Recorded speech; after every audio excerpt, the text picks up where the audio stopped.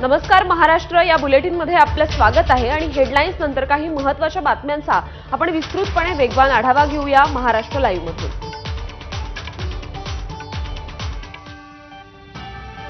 सर्वसामान्यांना दिलासा देणारी एक मोठी बातमी। जीएसटी बाबत मोदी सरकारने मोठा निर्णय घेतलाय। 12 आणि 28% स्लॅब रद्द करण्याचा मोठा निर्णय सरकारकडून घेण्यात आलाय। यामुळे आता केवळ 5 आणि 18% असे दोनच जीएसटीचे स्लॅब असतील। 22 सप्टेंबर पासून हा निर्णय लागू होईल। त्यामुळे अनेक वस्तू आता स्वस्त होणार आहेत। केंद्र सरकारच्या या निर्णयामुळे इलेक्ट्रॉनिक्स उपकरणांसह कपडे आणि पादत्राणे, दैनंदिन वापराच्या वस्तू स्वस्त होणार आहेत, तर आरोग्य विमा आणि जीवन विम्यात पूर्ण सूट मिळण्याची शक्यता आहे।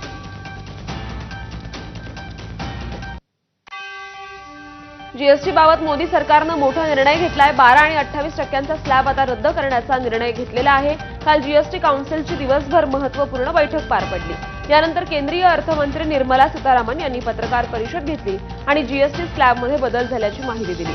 या निर्णयामुळे देशातील शेतकरी, कामगार, व्यापारी आणि सर्वसामान्य नागरिकांना फायदा होणार असल्याचं सीतारामन म्हणाल्या। मराठा आरक्षणाबाबत शासनाने घेतलेल्या निर्णयाने ओबीसी समाजावर अन्याय होत असल्याची भावना व्यक्त करत ओबीसी नेते आता आक्रमक झालेत। त्यानंतर आज राज्य शासनाने ओबीसी समाजासाठी देखील महत्त्वाचा निर्णय घेतला। ओबीसी समाजासाठी स्वतंत्र मंत्रिमंडळाची उपसमिती गठीत करण्यात आली आहे। समितीच्या अध्यक्षपदी चंद्रशेखर बावनकुळे असल्याची माहिती आहे, तर मंत्री छगन भुजबळ, गणेश नाईक, गुलाबराव पाटील आणि पंकजा मुंडेंचा समितीत समावेश करण्यात आलाय। मराठा आरक्षणासंदर्भात शासन निर्णय काढल्यानंतर ओबीसी समाज आक्रमक झाल्यामुळे शासनाने ओबीसी समाजाची भूमिका लक्षात घेत महत्त्वाची पावलं उचलली आहेत। तर मराठा समाजाला आरक्षणाच्या अध्यादेशाविरोधात अन्न आणि नागरी पुरवठा मंत्री छगन भुजबळ यांनी सरकार विरोधातच आता दंड ठोपटलेत। ओबीसींच्या हक्कांसाठी सरकार विरोधात गरज पडल्यास हायकोर्ट आणि सुप्रीम कोर्टातही जाणार असल्याचं त्यांनी सांगितलं। कोणत्याही जातीला कुठेही टाकण्याचा सरकारला अधिकार नाही असं भुजबळांनी सरकारला ठणकावलंय। ओबीसीचं नुकसान होत असेल असं आमच्या वकिलांनी पूर्णपणे आपल्याला निश्चितपणे सांगितल्यानंतर आणि हायकोर्टात जाण्याची तयारी दर्शवल्यानंतर आम्ही निश्चितपणे हायकोर्ट असेल किंवा सुप्रीम कोर्ट असेल या सर्व ठिकाणी जाण्याची आमची तयारी आहे। मराठा समाजासाठी काढलेल्या जीआरवरून नाराज असलेले मंत्री छगन भुजबळ यांनी पुन्हा एकदा आपली नाराजी स्पष्ट केली। मंत्रिमंडळ बैठकीवर बहिष्कार टाकल्यानंतर आता मुख्यमंत्री देवेंद्र फडणवीस यांनी गणेश दर्शनानिमित्त आयोजित केलेल्या स्नेहभोजनालाही भुजबळ गैरहजर राहिले। महायुतीतील आमदारांना दिलेल्या या निमंत्रणाला त्यांनी प्रतिसाद दिला नाही। त्यामुळे भुजबळ आणि सरकारमधील मतभेद पुन्हा एकदा प्रकर्षाने पुढे आले। ओबीसी समाजावर अन्याय होत असल्याची भूमिका घेत छगन भुजबळ यांचा मंत्रिमंडळ बैठकीवर त्यांनी बहिष्कार टाकला। भुजबळांच्या नाराजीनंतर राष्ट्रवादी काँग्रेस पक्षातील वरिष्ठ नेत्यांची तातडीची बैठक बोलावण्यात आली। यावेळी भुजबळांच्या आक्रमक भूमिकेमुळे महायुतीत निर्माण होणाऱ्या संभाव्य अडचणींवर चर्चा झाल्याची देखील माहिती मिळते।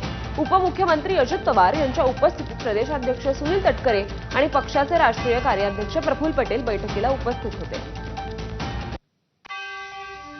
मराठा आरक्षणासाठी मनोज जरांगे पाटील यांनी पुन्हा एकदा उपोषण केलं। त्यामुळे जरांगेंच्या किडनी आणि लिव्हरवर सूज आली आहे अशी माहिती डॉक्टरांनी दिली। लंग्समध्ये देखील इन्फेक्शन झालंय, तर जरांगेंना 2 आठवडे सक्तीच्या विश्रांतीची गरज असल्याचंही डॉक्टर म्हणाले।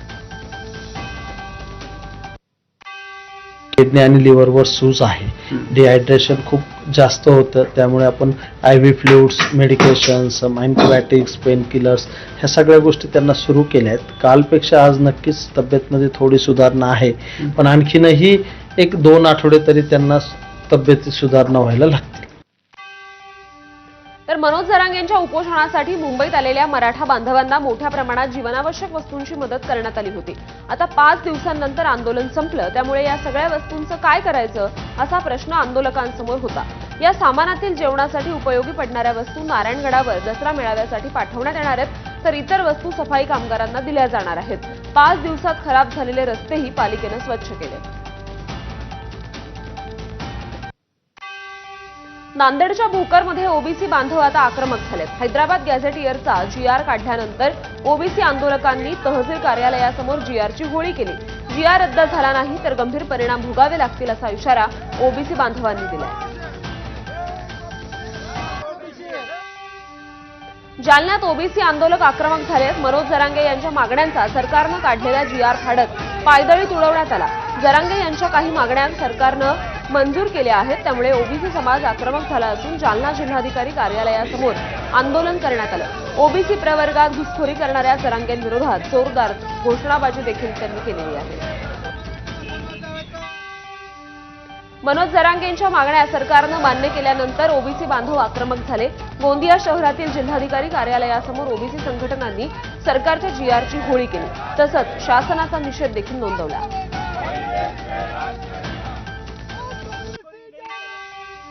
मनोज जरांगे पाटील यांच्या नेतृत्वाखालील आंदोलनाला यश आल्यानंतर सांगलीत सकल मराठा बांधवांनी जल्लोष करत आनंद उत्सव साजरा केलाय. यावेळी छत्रपती शिवाजी महाराज यांच्या पुतळ्यासमोर सर्व मराठा बांधवांनी एकत्र येत मनोज जरांगेंचे आभार मानले. तर ज्या मागण्या मान्य केल्या आहेत त्या मागण्यांची वेळीच पूर्तता करा आणि समाजाला न्याय द्या अशी मागणी सांगलीतील सकल मराठा समाजाकडून करण्यात आली. नागपुरात ओबीसी महासंघाचं साखळी उपोषण आजही सुरूच आहे. मराठा समाजाला ओबीसी अंतर्गत आरक्षण देऊ नये, मराठ्यांना सरसकट कुणबी प्रमाणपत्र देऊ नये अशी मागणी राष्ट्रीय ओबीसी महासंघानं केली आहे. जोपर्यंत सरकार लेखी आश्वासन देत नाही तोवर उपोषण सुरूच ठेवणार असल्याची भूमिका ओबीसी महासंघानं घेतली. ओबीसी मंत्री अतुल सावे देखील आज नागपूरला जाऊन ओबीसी आंदोलकांची भेट घेणार आहेत. मराठा आंदोलनानंतर ओबीसी समाजाकडून नागपूरमध्ये सुरू असलेलं साखळी उपोषण कायम आहे. त्यांनी आपल्या काही मागण्या सरकारसमोर ठेवल्या. त्यांची समजूत काढण्याची जबाबदारी अतुल सावेंवर सोपवण्यात आली आहे. लक्ष्मण हाकेंकडून पुन्हा आंदोलनाची हाक देण्यात आली. बारामतीत 5 सप्टेंबरला ओबीसी आरक्षणासह बहुजन हक्क आणि अधिकार बचाव आंदोलन करणार असल्याचं हाकेंनी म्हटलं. तर आता संघर्ष अटळ आहे, कुणी काहीही म्हणो आपल्याला लढावंच लागेल असा नारा हाकेंनी दिला.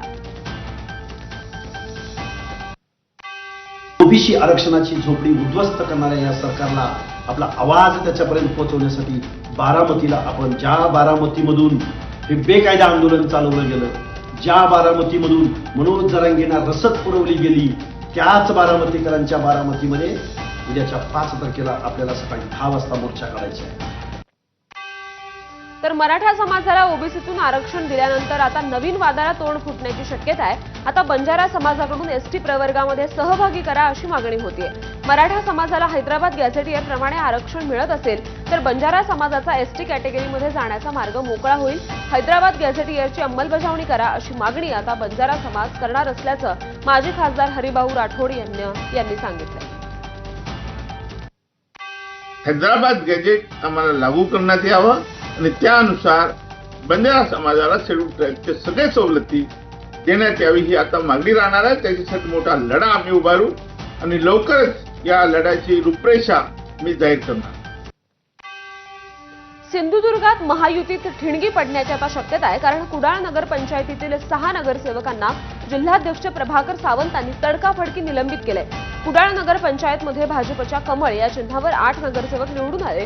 त्यापैकी 6 नगरसेवकांची शिवसेनेच्या कार्यक्रमात अधिक उद्बस करत भाजपच्या कार्यक्रमाकडे पाठ फिरवल्याचं कारण देत पक्षातर्फे निलंबनाची कारवाई करण्यात आली. मात्र यावर स्थानिक आमदार निलेश राणेंनी अशा प्रकारे कोणत्याही प्रकारची कारवाई केली नसल्याचं म्हटलंय. त्यांनी अधिकृत सांगितलेलं आहे का? तुमच्या समोर सांगितलंय? नाही, किंवा त्यांच्या सोशल मीडियाच्या कुठल्या त्यांच्या हँडलवर आलेलं आहे. मग अधिकृत नसेल तर मी उत्तर द्यायला बांधील नाही.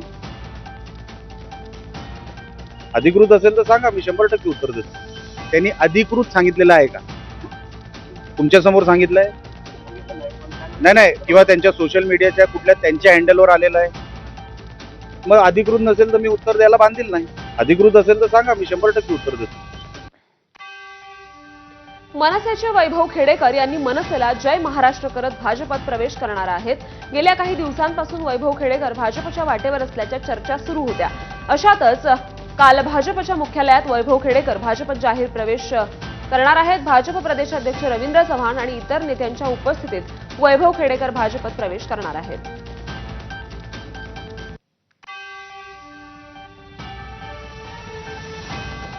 कोल्हापूर महापालिकेची प्रभाग रचना जाहीर करण्यात आली आहे. यंदा पहिल्यांदाच 4 नगरसेवकांचा एक प्रभाग अशी रचना तयार करण्यात आली आहे. तर ही प्रभाग रचना जाहीर होताच सत्ताधारी आणि विरोधक आमने सामने आले. काँग्रेसनं सत्ताधाऱ्यांच्या सोयीची प्रभाग रचना झाल्याचा आरोप करत त्याला तीव्र आक्षेप घेण्याचा इशारा दिलाय. तर भाजपनं विरोधकांकडे कोणतेच मुद्दे नसल्यानं त्यांचं रडगाणं सुरू असून त्यांचे डिपॉझिट जप्त होतील असा पलटवार केलाय. आज सर्किट बेंचच्या समोर आम्ही गेलोय. त्याच पद्धतीनं महानगरपालिकेत सुद्धा जर आमच्यावर अत्याचार आणि अन्याय होत असेल आणि आपल्या पद्धतीनं त्यांनी सोयीनुसार केले असतील तर आम्ही याच्यावर हरकत घेऊन त्या ज्या नैसर्गिक न्याय तत्वानुसार यांना एक करायला लावणार. प्रशासनाचे सर्व अधिकाऱ्यांनी अतिशय यामध्ये मेहनत घेऊन ही रचना तयार केलेली आहे. विरोधकांच्या मध्ये कुठलेही यामध्ये आरोप हे प्रत्येक होतच असतात. ज्याची सत्ता असते त्या विरोधी ज्या लोक असतात ते नेहमी असं म्हणतच असतात की हे चुकीच्या पद्धतीने केले, सत्तेचा गैरवापर केलाय, म्हणजे नाचता येईना अंगण वाकडे अशी विरोधकांची परिस्थिती झालेली आहे. आगामी पालिका निवडणुकांसाठी सोलापूर महापालिकेकडून प्रारूप प्रभाग रचना जाहीर करण्यात आली आहे. 2017च्या प्रभाग रचनेप्रमाणेच यंदाचीही प्रभाग रचना आहे. सोलापूर महापालिका निवडणुकीत 4 सदस्यीय प्रभाग आहेत, तर शहरात एकूण 26 प्रभाग नियोजित असून यापैकी 24 प्रभाग हे 4 सदस्यीय तर 2 प्रभाग हे 3 सदस्यांचे असतील. तर महापालिकेनं जाहीर केलेल्या प्रारूप प्रभाग रचनेसंदर्भात 15 सप्टेंबरपर्यंत आक्षेप नोंदवण्याची संधी देण्यात आली आहे.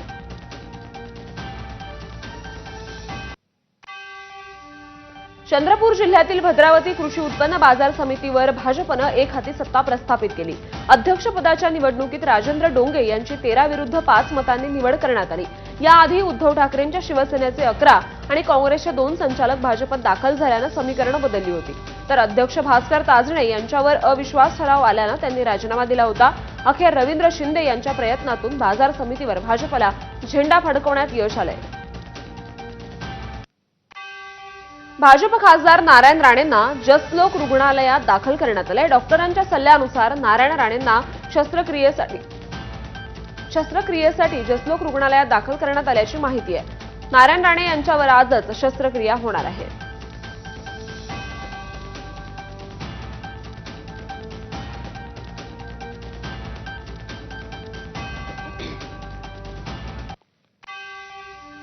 राज्य मंत्रिमंडळ बैठकीत अनेक महत्त्वाचे निर्णय घेण्यात आले. यात संजय गांधी निराधार योजना, श्रावणबाळ योजनेतील दिव्यांगांच्या अर्थसहाय्यात 1,000 रुपयांची वाढ करण्यात आली आहे. लाभार्थ्यांना दरमहा 1,500 ऐवजी आता 2,500 रुपये मिळणार आहेत. तसंच वांद्र्यातील उच्च न्यायालयाच्या बांधकाम प्रकल्पासाठी 3,750 कोटींची तरतूद करण्यात आली आहे.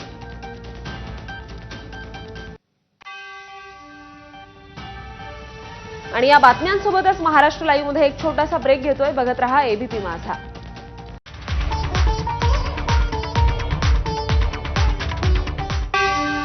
मराठा आरक्षणाबाबत शासनाने घेतलेल्या निर्णयाने ओबीसी समाजावर अन्याय होत असल्याची